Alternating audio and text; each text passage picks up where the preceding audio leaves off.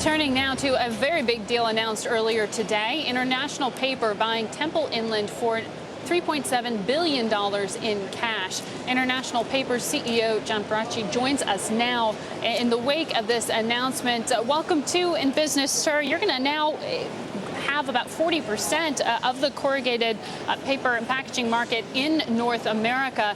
How do you get over that concern that perhaps you have too much pricing power and get regulators to allow you to go ahead? Well, Margaret, the corrugated packaging business in North America has been, is, and is going to continue to be very, very competitive. We've been in it a long time. We know that. There are over 20 producers of containerboard. There are hundreds of box plants throughout the United States. There's capacity being added in the marketplace right now, even though demand growth is sluggish.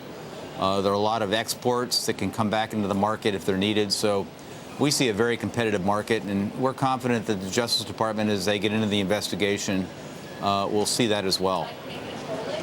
You're confident in this moving forward. You've also said that you expect within the first 24 months to save about $300 million a year after the close of this deal. What kind of job cuts are you looking at to make that possible? Well, there will be job cuts in an acquisition like this or a combination. There's duplication that will be eliminated over time, but most of the savings, and really we've been through this before, so we know how this works, will come from things like transportation, logistics, purchasing, and running our facilities. And Temple's got similar facilities to ours. We need all of them to be running, but we'll run different grades, and we can really get a lot of efficiencies from running the same item at the same place all the time. And that's where a lot of the merger benefits come from. Can you give us a ballpark, though, on the kind of job reduction you're looking at? It's such a key question right now for confidence in the marketplace.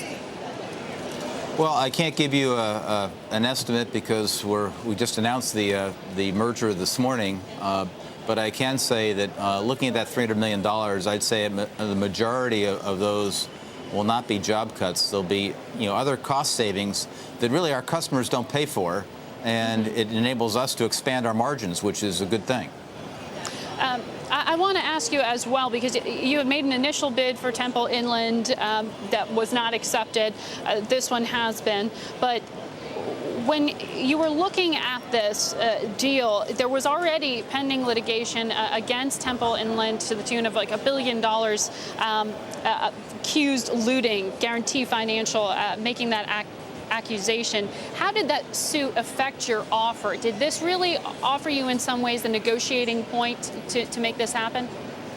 Well, it did affect our offer. We did the appropriate amount of due diligence on that transaction, on that allegation, on the bank suit.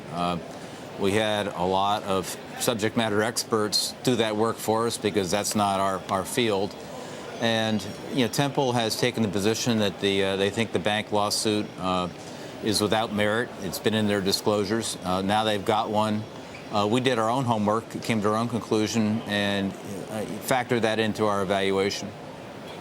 So, was it much of a hurdle in getting Temple to agree, or it helped you? It was certainly an issue for. I can't tell you whether it helped us in negotiations with Temple, but it was all part of how we looked at the company going forward once we completed our due diligence, and we took it very seriously because it was a sizable claim, but we think that we've appropriately valued it in our valuation.